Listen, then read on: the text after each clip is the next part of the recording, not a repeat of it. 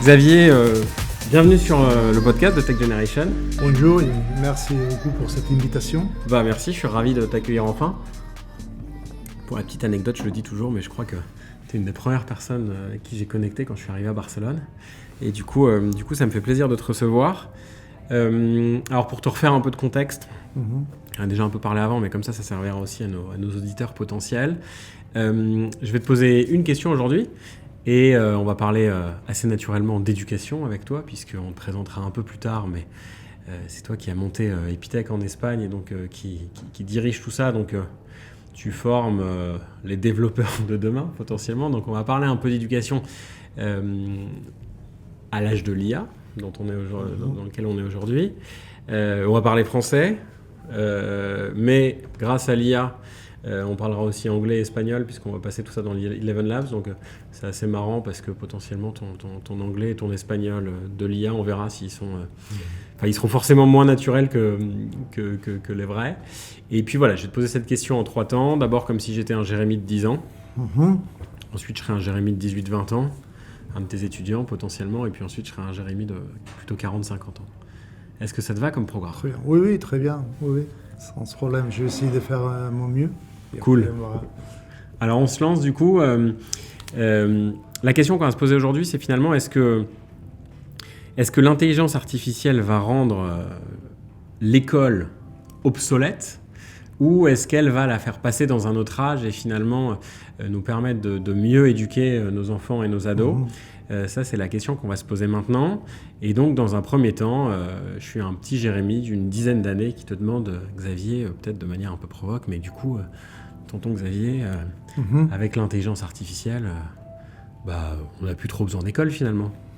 Ok, alors d'accord. D'abord, en première réponse à ta question, non, il y a pris un très plus en détail s'il va faire l'école obsolète, pas du tout, au contraire, et on verra. C'est pas facile à répondre parce qu'il y a plein, disons, d'axes, d'analyse, et de réponses possibles. Mais ce qu'on peut dire déjà, c'est que l'IA, c'est un outil très puissant. C'est un nouveau outil qui est apparu dans ce coup, de façon un peu trop rapide peut-être. Ouais. Dans les autres époques, vous avez vu qu'on a l'arrivée des ordinateurs, l'arrivée de l'Internet, l'arrivée de la téléphonie mobile ou de communication comme on connaît aujourd'hui. Ça a pris quelques années d'adaptation, non ? Et là, on les a profités. Bien sûr, il y a eu toujours de bons usages, des usages pas non plus très positifs, mais en général, on a eu la capacité de s'adapter avec l'IA. Et ça donne la sensation que ça a paru de façon hyper rapide. Non, je pense que c'était presque après la pandémie, Covid, tout ça, on rentrait aux écoles et tout ça, il y a son coup, de quoi il est arrivé, et il y a des usages un peu dans tous les sens. Mais vraiment c'est un outil, c'est une technologie très puissante qui nous permet de faire de nouvelles choses. Après, il faudra donner des explications à chaque type de personnes. Comme tu disais, si ce sont des enfants, si ce sont déjà des adultes, si ce sont des professionnels, si ce sont des étudiants en train encore de faire des études universitaires. Il y a plusieurs réponses, mais en tout cas, il faut penser en positif. Je pense que c'est quelque chose qu'il faut bien connaître, il faut bien s'adapter. Ouais. Et l'éducation évolue, comme ça évoluait toujours, avec l'apparition, comme je vous disais, les ordinateurs personnels ou d'Internet. On a fait des adaptations pour bien profiter de cette nouvelle arrivée. Bon, on va forcément bien s'entendre, c'est un peu une des raisons pour lesquelles je t'ai invité, c'est que moi je suis un grand optimiste et sur ce podcast en général on est toujours hyper optimiste. Mais bon, du coup pour rentrer au fond du sujet, faut provoquer un peu le truc. Donc si je suis cet enfant de 10 ans, je te dis moi mon grand frère m'a dit que ChatGPT allait remplacer les profs. Ouais. Qu'est-ce que tu me répondrais à ça ? Alors déjà, il faut penser, ChatGPT ou les outils IA sont des machines là, ok ? Sont des machines qui ont été développées par des humains, non ? Et nous, on est des humains, disons. Il ne faut pas confondre. Est-ce que nous, on veut devenir des machines ? On veut rester dans ce côté humaniste, non ? Je pense que toujours la réponse, ça va être non. On va rester 2 personnes, non ? Avec des intérêts, des capacités, de sensibilité différentielles à celles de ces machines-là. Pour ça, il faut s'approprier des outils. Il faut comprendre comment ils fonctionnent. Non, il faut apprendre aussi, parce que sinon, à un moment donné, ça sera la machine qui va nous contrôler à nous. Non, non, c'est comme si tu, les moments d'apprendre à conduire, là, je m'en souviens bien, c'est une anecdote, non, mais je prenais la voiture là et ça allait dans tous les sens. Et mon père me disait non, mais c'est toi qui dois contrôler la voiture, pas la voiture à toi. Tu dois décider qu'est-ce que tu veux que la voiture fasse, non? Mais quand tu commences à apprendre à conduire, c'est pas facile. Et ça prend un temps là de voir un contrôle. Hein. Alors c'est un peu les mêmes, non? Il y a une différence là, bien sûr, mais il faut avoir un niveau de connaissance suffisamment important là pour qu'après, bien profiter de ces outils-là, pouvoir aussi filtrer, parce que vous allez voir, il y a plein d'outils. C'est pas juste ChatGPT qui va devenir une vie. Il y aura plein de plateformes, d'outils pour différents types d'usages et tout ça. Il faudrait bien savoir un peu arbitrer, prioriser et aussi pouvoir filtrer, parce que de temps en temps, la machine peut se tromper. Non?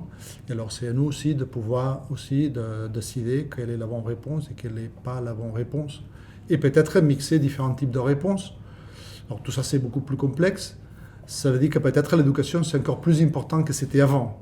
Ouais. Parce qu'il faut savoir chercher, savoir identifier et filtrer.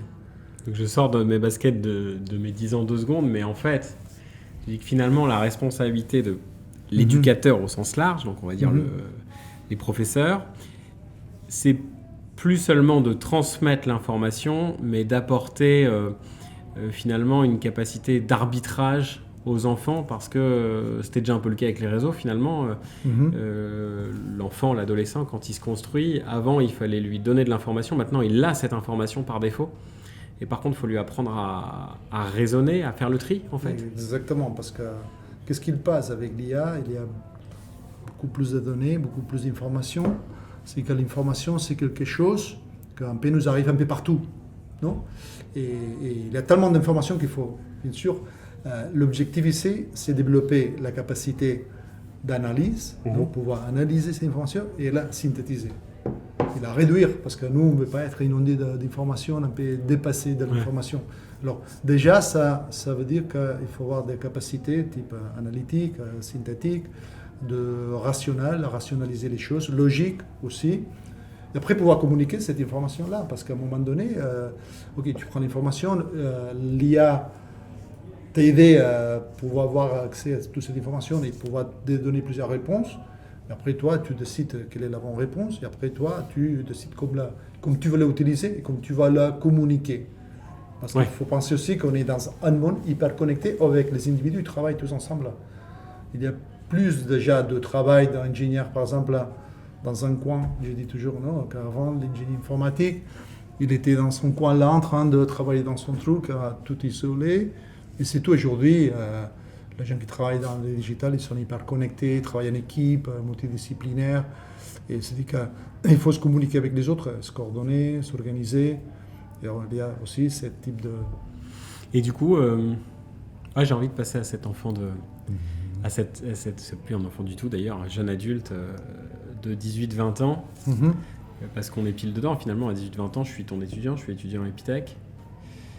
Et j'ai envie de me mettre dans la peau. Il n'y a pas très longtemps, je suis venu chez toi à Epitech pour faire un talk et j'ai demandé à certains de tes étudiants, je leur ai notamment demandé si les développeurs allaient devenir useless, puisque maintenant l'IA sait coder toute seule. J'ai dû les énerver un peu.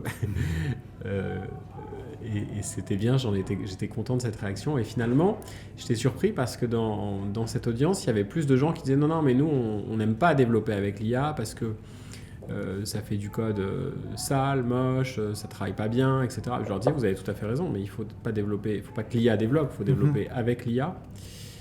Du coup, finalement,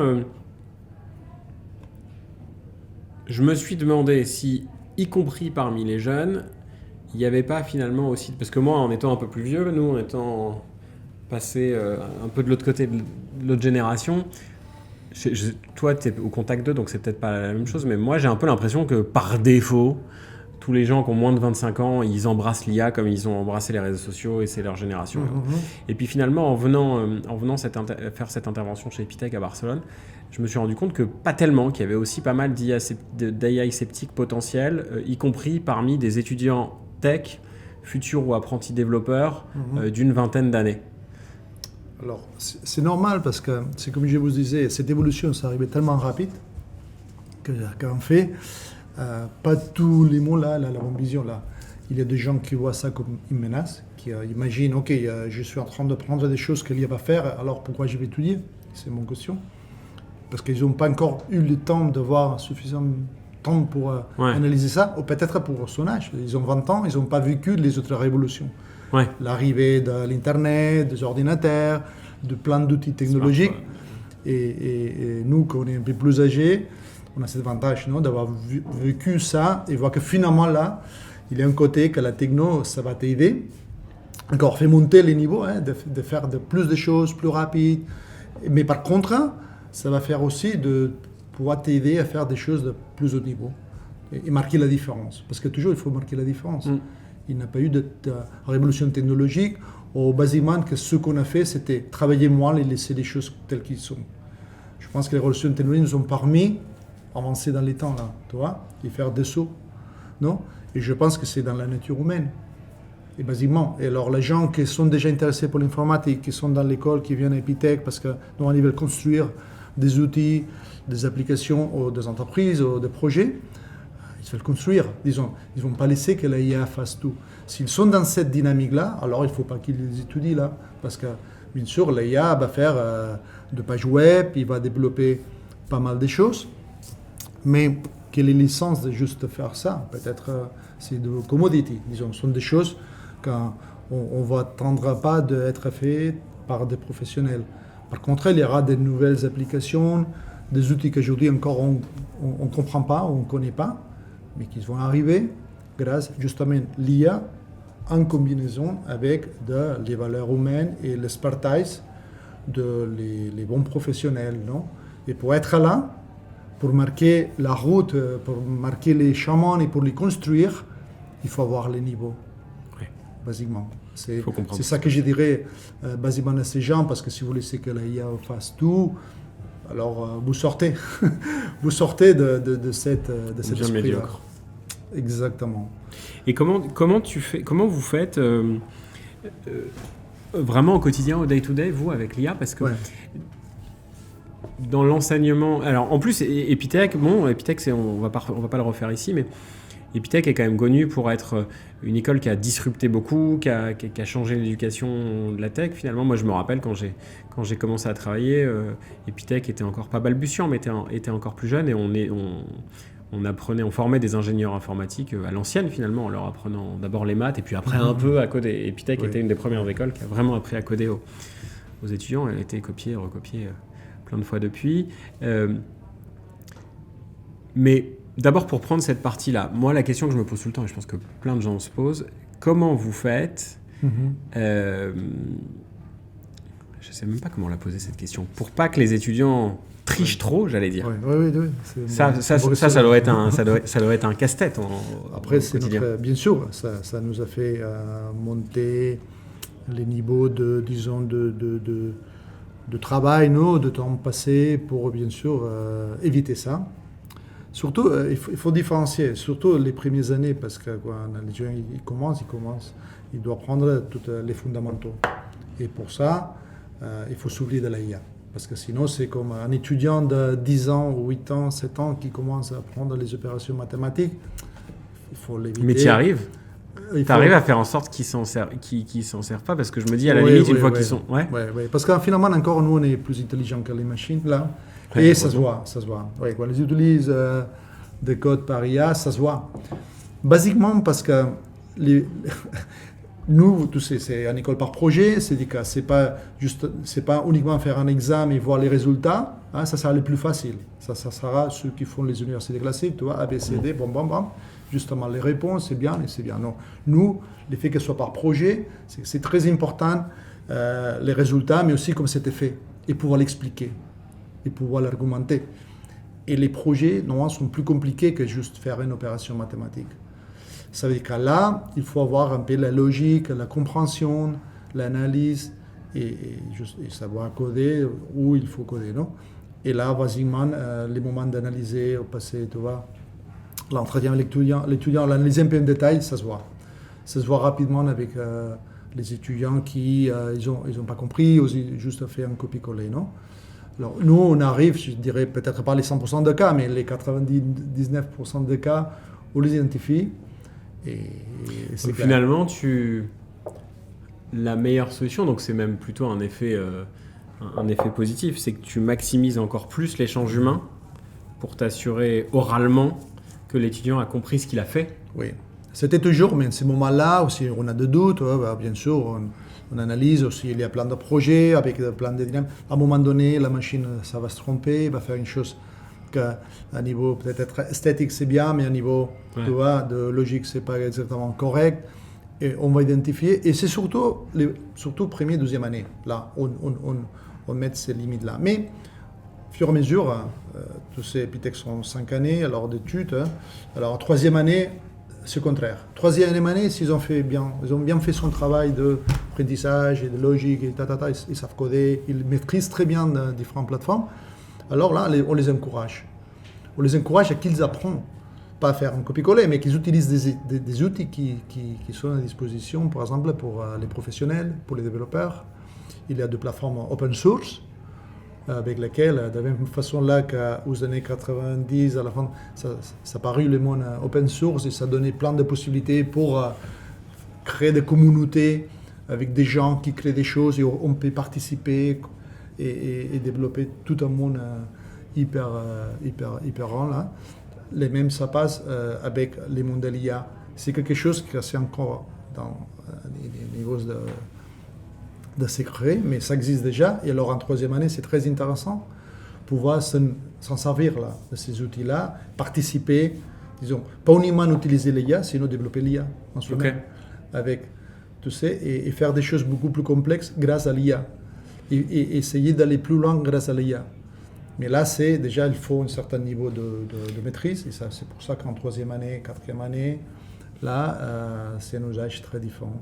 Donc si je résume un peu, pour être sûr d'avoir compris tout ça, donc le cursus Epitech classique, parce qu'il y en a plusieurs, je crois, c'est 5 ans, le cursus qui forme vraiment un expert informatique. Et du coup, toi, ce que tu dis, c'est que le meilleur moyen, en tout cas sur des études supérieures, c'est d'abord d'arriver à faire en sorte que l'étudiant mette un peu de côté l'IA, peut-être pas sur tout, mais en tout cas sur les fondements. Et pour ça, ce que vous allez faire, c'est maximiser l'échange de vive voix.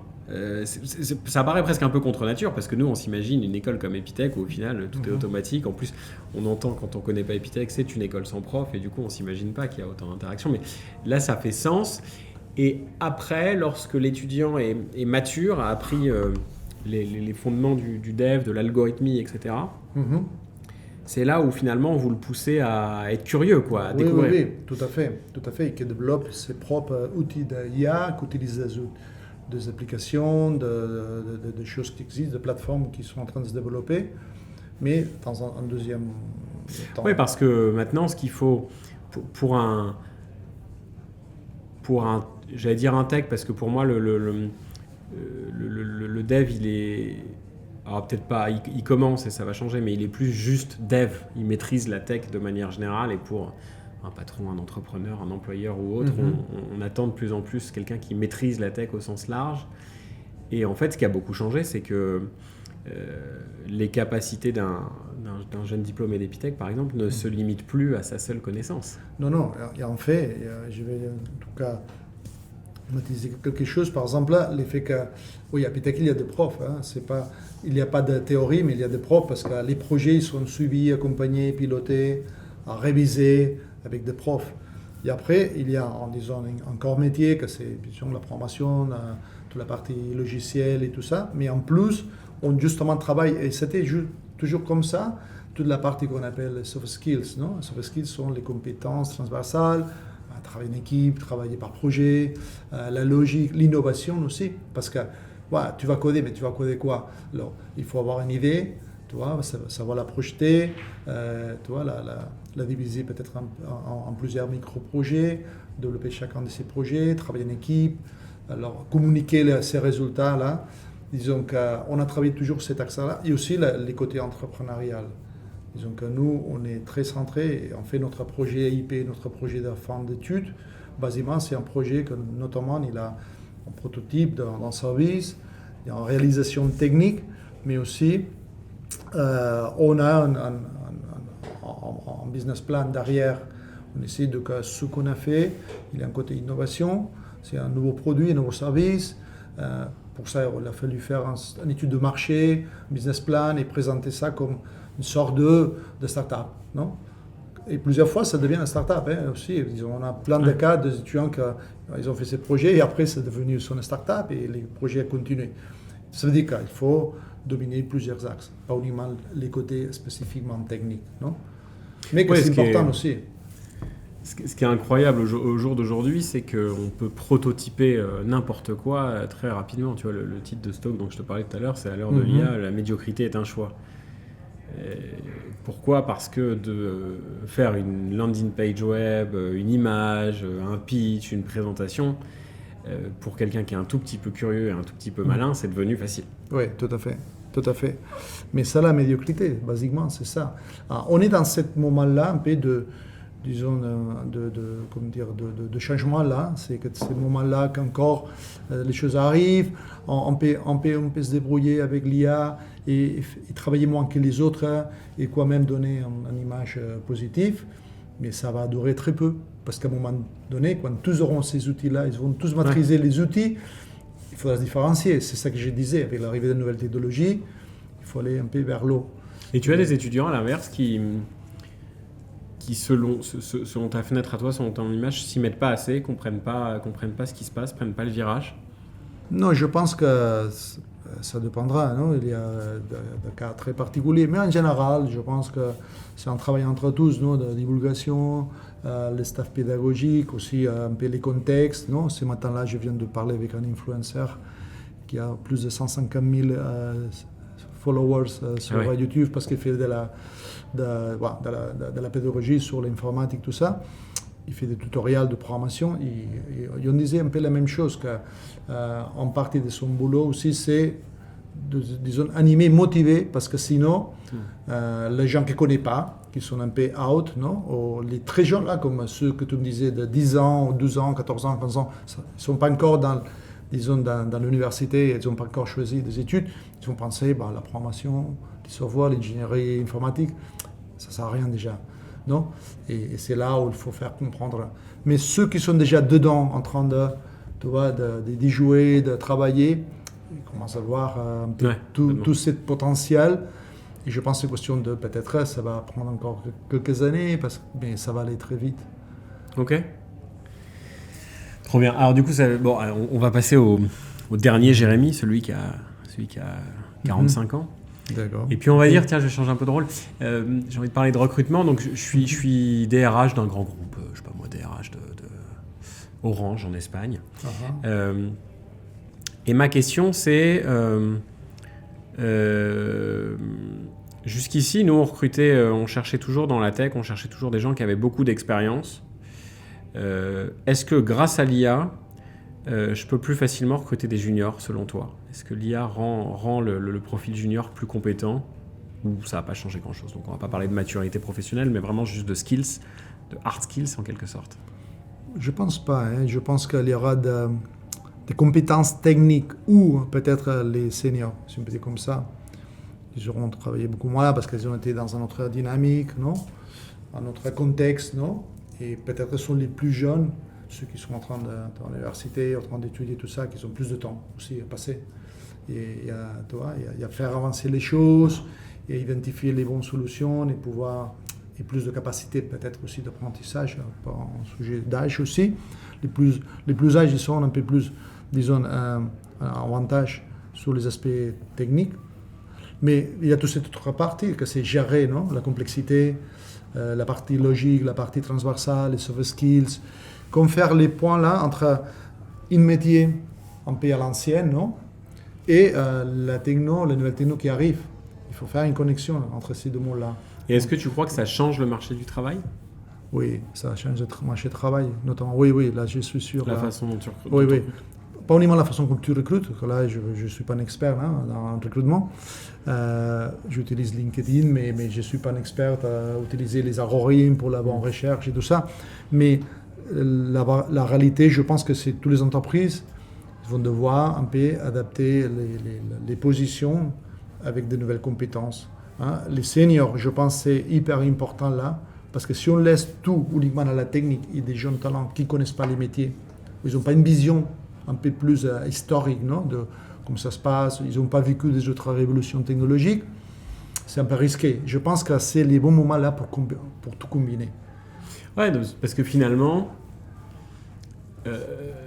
côté hard skills, ça se nivelle vers le haut, c'est-à-dire que ça devient plus facile de je sais pas moi, il y a tout un tas de choses qu'on mettait un peu de temps à comprendre et à apprendre. Nous, quand on sortait d'études, je me rappelle encore à l'époque bien, enfin il y a très peu de temps, bien maîtriser Excel, c'était un hard skills rare, précieux quoi. Maintenant, bon bah voilà, moi j'ai toujours été nul en Excel, mais d'ailleurs on n'utilise même plus Excel maintenant parce qu'il y a des choses beaucoup plus simples. Et puis si j'ai besoin quand même d'utiliser Excel, en quelques prompts sur n'importe quel LM, je peux prendre des choses. Mais bref, pardon, je suis en train de digresser complètement. En gros, les hard skills se nivellent vers le haut, donc en fait le soft skills devient de plus en plus important. Exactement. Et nous, par exemple, à Epitech, tu as mis l'exemple, nous on travaille beaucoup ce côté-là, okay, dans l'exigence, de travail d'équipe, dans l'innovation, de la méthode, la valeur, de tout ça, la communication. Mais ce n'est pas dans toutes les écoles. Je sais que malheureusement, là, en Espagne, par exemple, c'est la réalité que je vois tous les jours là. Je dirais que les 90% des écoles, des universités, ils restent encore dans une dynamique de knowledge, non, tu vois, justement d'étudier pour passer un examen et de knowledge, qu'aujourd'hui il y a moins de ça. Ça va devenir un peu obsolète dans pas très longtemps. C'est déjà obsolète en certains cas. Et c'est dommage parce que finalement, c'est l'éducation de tous les jeunes, un peu partout, dans toutes les matières, et ça reste très théorique avec pas de valeur ajoutée. C'est la capacité d'analyse, etc., qui devient la plus importante. Ça se part un peu, et ces skills un peu plus, disons, comme on disait, transversales, ces skills, tout ça. Et c'est là où les plus seniors, ils peuvent un peu faire un peu d'équilibre et aussi faire que la transférence, pas uniquement de connaissances, mais aussi de façon de faire, tout ce qui va, disons, lié à un métier, soit plus qualitatif, et on ne perd pas, tu vois, l'apprentissage, quoi. C'est hyper intéressant, c'est un truc qui revient tout le temps dans ce podcast et au fur et à mesure de discussion. Une des pensées faciles sur étagère, c'est de dire oui, l'IA va faire de nous des machines et on ne va plus avoir d'échanges humains. Et en fait, quand on creuse un peu, c'est toujours plutôt l'inverse qui se passe. C'est-à-dire qu'en fait, comme l'IA a tendance à nous remplacer sur des tâches basiques de hard skills et que le soft skills prend plus son importance, finalement, la plupart des gens qui utilisent bien l'IA développent beaucoup plus la relation humaine. D'ailleurs, finalement, ce podcast, c'est un peu un exemple, je suis en train d'y penser en live là. Le fait que j'aille beaucoup plus vite sur tout un tas de choses dans ma vie, tous les jours de day to day, me laisse le temps d'avoir cet échange avec toi. C'est vrai que si j'avais monté cette boîte il y a 3-4 ans sans l'IA, je me serais sûrement pas payé le luxe de faire ce podcast et donc d'avoir cet échange avec toi. Et donc pour tes étudiants, en fait, c'est pareil. Tu leur apprends cette capacité d'analyse, cette capacité de comprendre, ce soft skills encore plus qu'avant. Oui, et on essaie toujours que les étudiants qui viennent de différentes cultures, nous on a pas mal d'étudiants internationaux, différentes langues, différentes cultures, qui travaillent en équipe, qui se connaissent, tu vois, qui toujours explorent ces côtés humains, parce que finalement ça sera la différence les années à venir là, entre, je pense, les succès et l'échec en plusieurs fois, parce que ça dépend beaucoup de l'équipe humaine qu'il y a derrière de chaque projet. Et là, je pense que les investisseurs, ils connaissent très bien là, quand ils vont mettre de l'argent sur un projet. Je pense que les côtés humains qui est derrière les projets, pas uniquement l'algorithme, tu vois, ou les business plans qu'il y a derrière, sinon qui il y a derrière, comment ils travaillent, la capacité de communiquer de ce moment-là. Les aspects commerciaux, finalement, c'est ça, on est dans un monde de commerce. Exactement. On voit que nous, c'est de commerçants. Et pour commercer, pour faire de commerciants, là, il faut avoir les capacités nécessaires. Génial. Alors là, on ne va pas les perdre, je pense. À notre côté, c'est vrai qu'il y a de professions, des métiers qui vont disparaître, ça c'est clair. Qui vont changer, ouais. Ils vont changer, disons, il y a des activités plus mécaniques, automatiques, tu vois. Mais ça ne veut pas dire que Évidemment, on aura des cas de figure. Mais encore une fois, je crois que ça ne veut pas dire que les gens ne vont pas perdre leur boulot. Enfin, il est possible malheureusement que certaines personnes qui ne réagissent pas prennent une place sur le marché du travail qui est un peu difficile. Mais un peu comme si aujourd'hui, dans n'importe quel métier du service, quelqu'un refusait de se servir d'Internet. Enfin, exactement. Dans la plupart des métiers, si tu dis non, moi je ne me sers pas d'Internet ou pas de téléphone, oui. Bah, t'es obsolète. Oui. Exactement. En fait, quand on disait, non, est-ce que les seniors, il a encore la place et tout ça? Oui, mais surtout, parce que tout ce que je t'ai dit déjà, mais surtout, il faut qu'il soit ouvert. Parce que si on est dans la dynamique de s'enfermer, non, parce que ça ne sert à rien, alors c'est là où les choses ne vont pas évoluer, n'importe dans quel job là. Il faut toujours que les seniors, indépendamment qu'ils vont s'appuyer sur les juniors qui arrivent avec les nouvelles compétences, il faut une ouverture. Ouais. Et ça, c'est partout.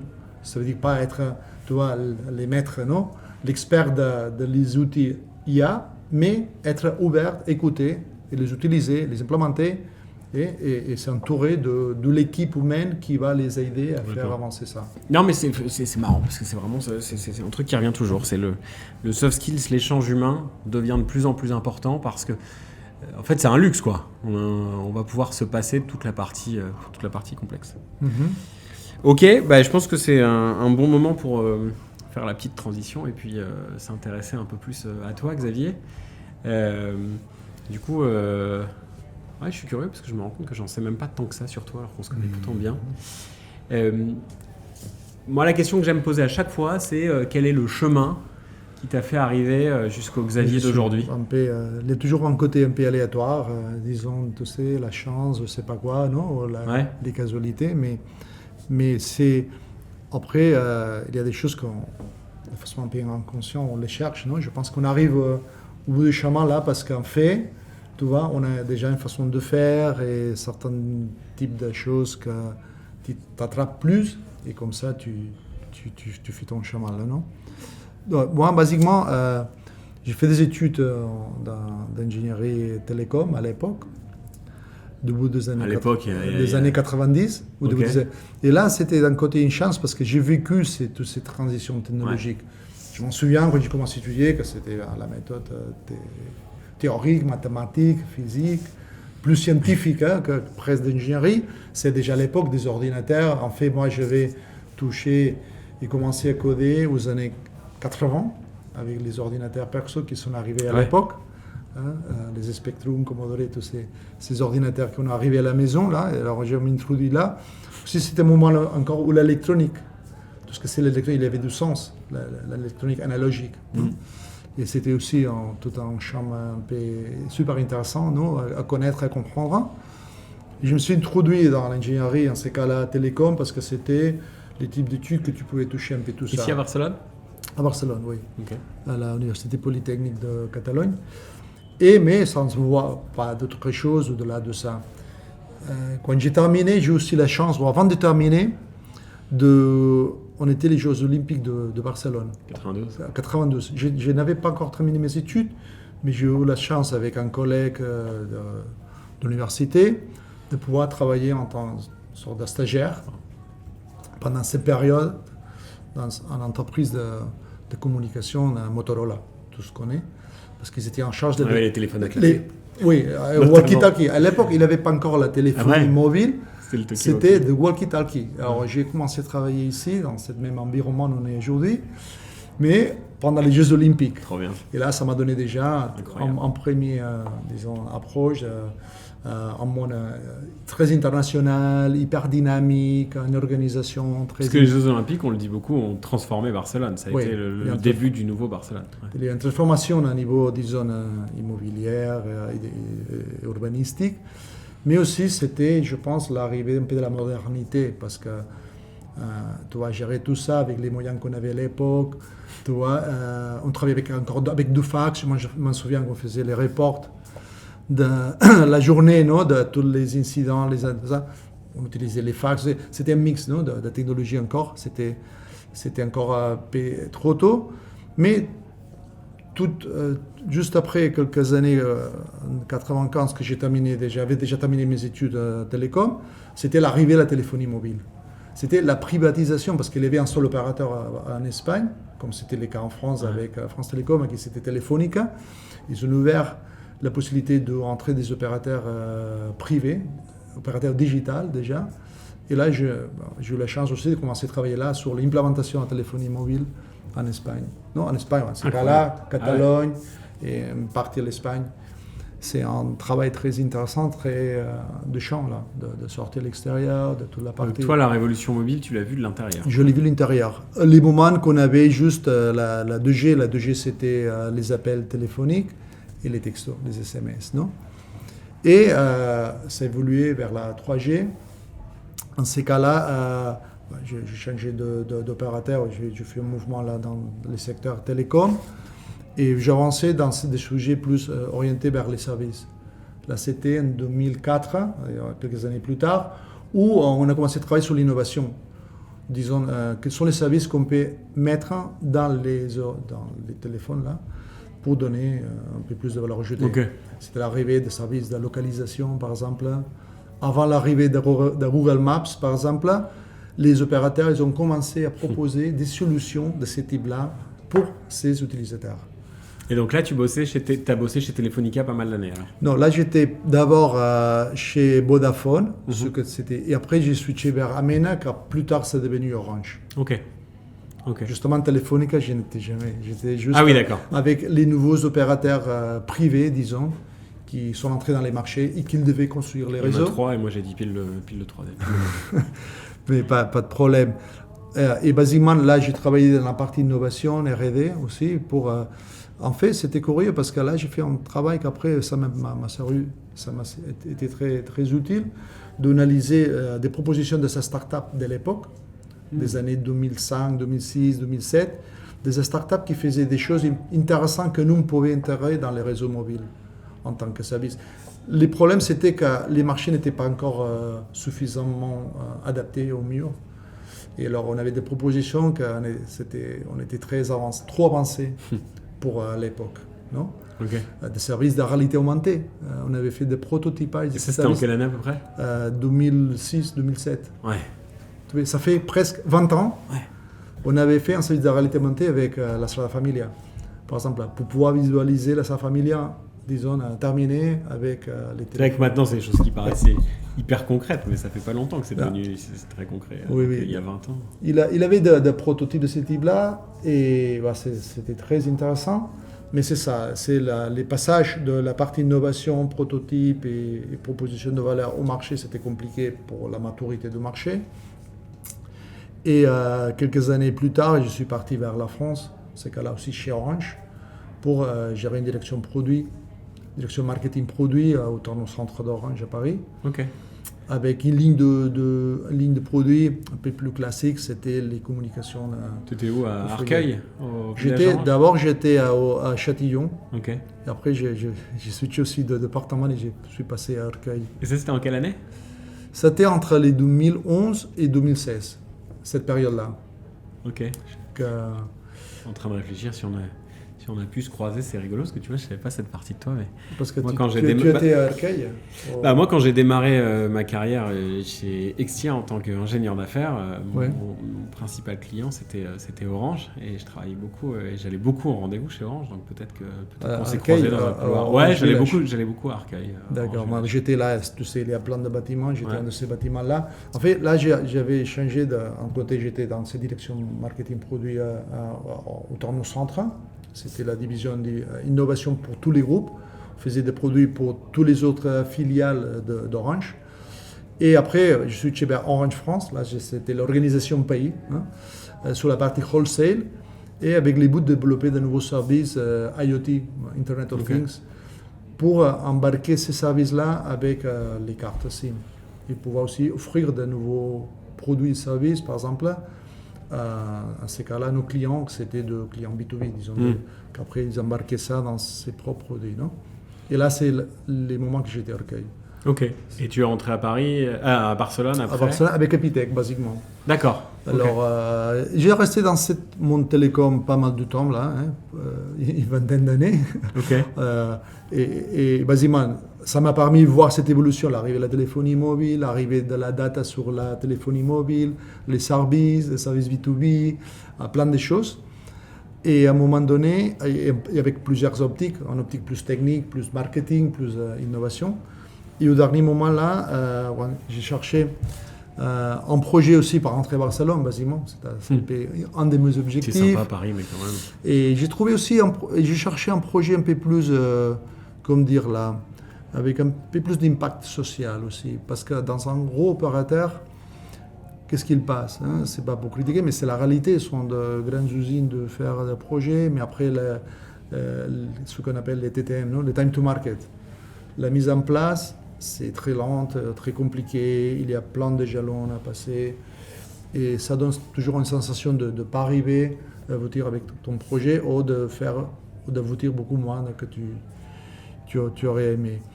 Et là, quand j'ai découvert Epitech, j'ai eu la proposition de son ancien directeur général de pouvoir m'occuper de l'implantation d'Epitech en Espagne. Ça m'intéressait aussi ces côtés d'un projet plus proche de la société, avec un objectif de former et d'éduquer d'une autre façon que je voyais déjà, c'était la bonne façon là.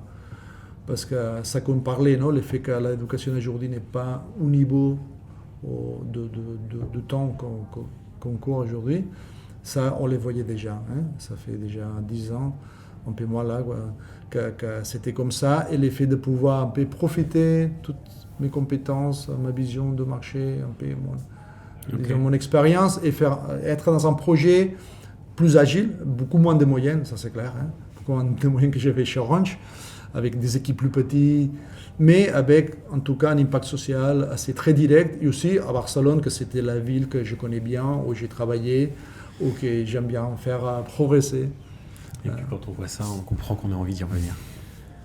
Ok, et ça c'était, donc tu as implanté Epitech ici en Espagne en quoi, 2018?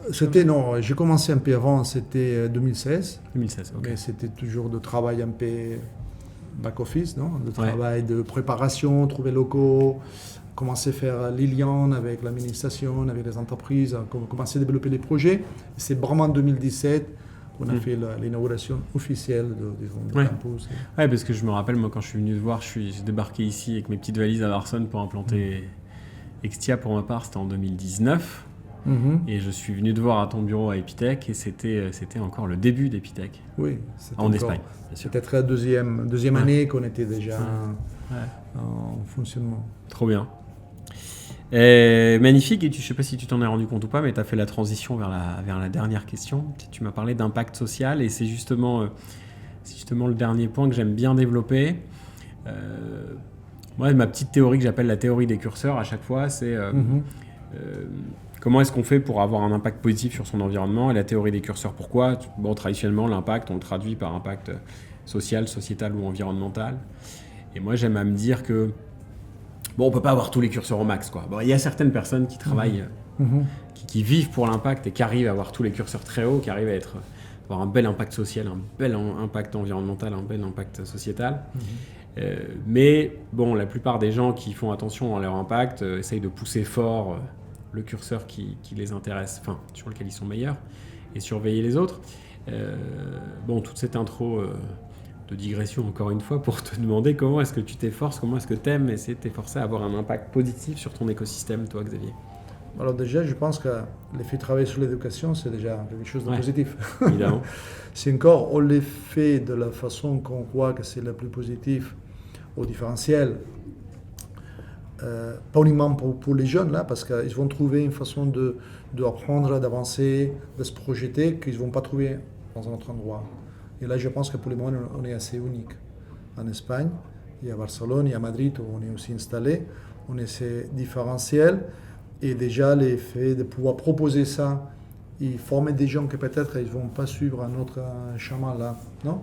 Un autre parcours, que s'il n'aurait pas été grâce à nous, avec cette proposition de valeur de ce nouveau modèle d'éducation, déjà c'est positif parce que ça te permet d'embarquer des gens que peut-être ils n'auront pas fait de l'ingénierie ou des études plus traditionnelles.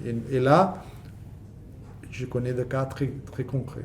Pendant ces années-là, je sais des gens qui c'était un peu out of the system. Ils n'étaient pas dans les systèmes parce qu'ils ne savaient pas quoi faire ou comment faire ou comment étudier. Et nous, on les a proposés, on les a aidés, on les a formés. Et alors là, déjà, c'est positif quand tu vois eux-mêmes, ils t'expliquent où ils sont aujourd'hui, pour les familles. Ils te remercient grâce là, tu dois être fier. à nous. Là, c'est une satisfaction très, très grande. Là. Et d'autre côté, pour les entreprises, parce que depuis que je suis arrivé à Barcelone et on commençait à mettre en place Epitech, j'étais très en contact avec des entreprises que je connaissais, des autres pas du tout, mais à travers de tous les réseaux. Et toujours, il avait toujours la même inquiétude, le même problème. C'est qu'il y a plein de projets dans l'area de Barcelone qu'ils ont besoin de professionnels, ils ne trouvent pas. Ils doivent aller recruter à l'international, ça coûte plus cher, ça fait venir des gens des autres pays qui ne sont pas adaptés à la culture. Au niveau du management humain, c'est plus compliqué que si tu as des salariés. La plupart des salariés sont déjà des gens locaux qui sont avec sa famille, tu vois, dans ces cultures-là. Et là, j'ai vu aussi que grâce à ça, on a aidé à un moment donné les entreprises parce qu'on fournit des professionnels qu'ils ont besoin là. Et il y a aussi notre moment de satisfaction, c'est quand tu écoutes les entreprises, ils sont contents avec nos étudiants, soit en stage, ou soit quand ils sont déjà en position dans son poste définitif. Là, c'est aussi positif. Je peux te confirmer, on est en pleine campagne de recrutement d'un stagiaire et la plupart des candidats viennent d'Epitech. Vous les avez connus aussi dans ton étape? Ouais, bon, moi j'ai un parcours, moi j'ai toujours été très proche de ton école d'Epitech de manière générale et beaucoup recruté. Et puis l'équipe vient en grande partie de cette école et de cette formation-là, donc ça fait beaucoup. Mais ouais, en fait, c'est vrai que vous avez apporté peut-être une pierre supplémentaire à l'éducation espagnole, parce que finalement, avant Epitech, ici en Espagne, il n'y avait pas tellement de formation équivalente, non? Ouais, les études classiques d'ingénierie informatique, c'est vrai que les derniers temps, ils ont apparu de nouvelles modalités ou de programmes un peu plus dans la ligne que nous on fait à niveau de réseau.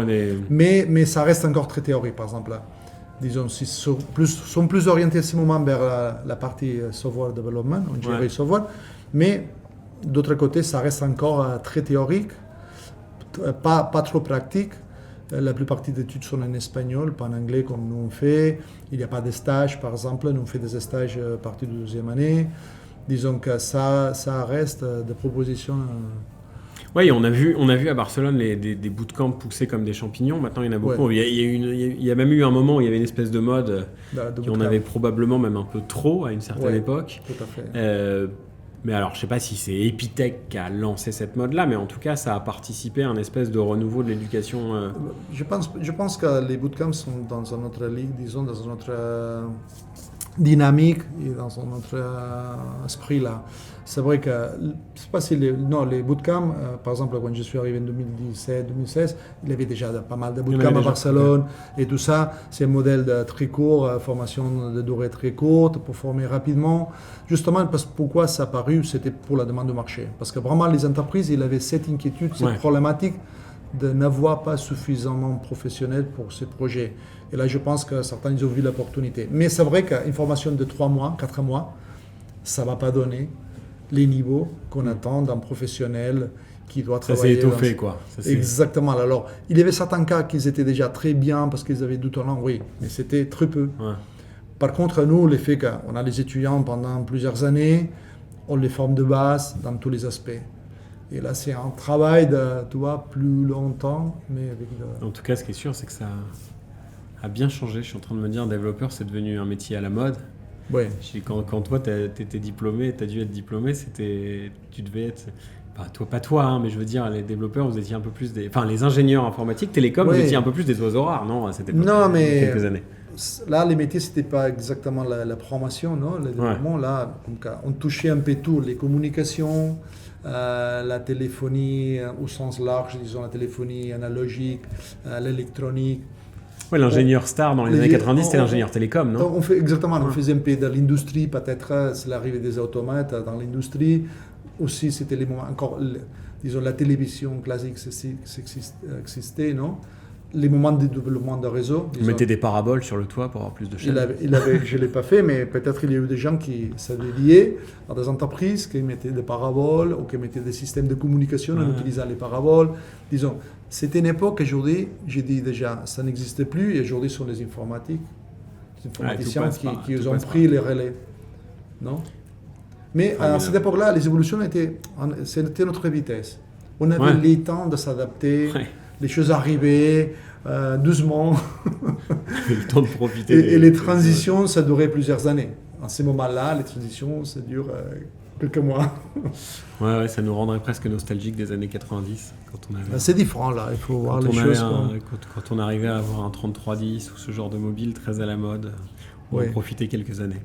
Exactement. On avait du temps pour apprendre les choses, s'adapter à les entreprises, de faire la formation. À ce moment-là, on n'a pas de temps de faire la formation d'entreprise. Il faut prendre... Faire une vitesse, ouais. C'est ça qui a changé beaucoup. Trop bien. Bon, écoute, je vois que on est pas mal dans notre timing sur ces dernières minutes de nostalgie des années 90. Je te remercie infiniment. C'était hyper sympa d'échanger avec toi, comme d'habitude, mais là en plus avec un petit micro et 2-3 caméras. Merci Émilie de nous avoir filé un coup de main. Merci Jérémy. En tout cas, c'était un plaisir là. J'espère que tout ce que je vous ai dit, ça sert à donner quelques types de... Écoute, on demande en direct aux gens qui nous écoutent de savoir si c'était intéressant ou pas. Qu'est-ce qu'ils pensent? Peut-être que sont des objectifs, sont des choses que... Mais voilà, je pense que chacun il a sa vision. Et de toute façon, et l'expérience est toujours un plus. L'objectif de ce podcast est toujours le même, c'est d'échanger, d'avoir des points de vue différents. Et puis de toute façon, ceux que ça intéresse pas, ils font un truc très simple, ils n'écoutent pas jusqu'au bout. Il y a quelques personnes qui sont intéressées, ils écoutent jusqu'au bout, c'est comme ça qu'on fonctionne et ça marche. En tout cas, merci encore, et puis merci à ceux du coup qui nous ont écoutés jusqu'au bout. Et à très bientôt sur The Tech Generation. Merci à tous.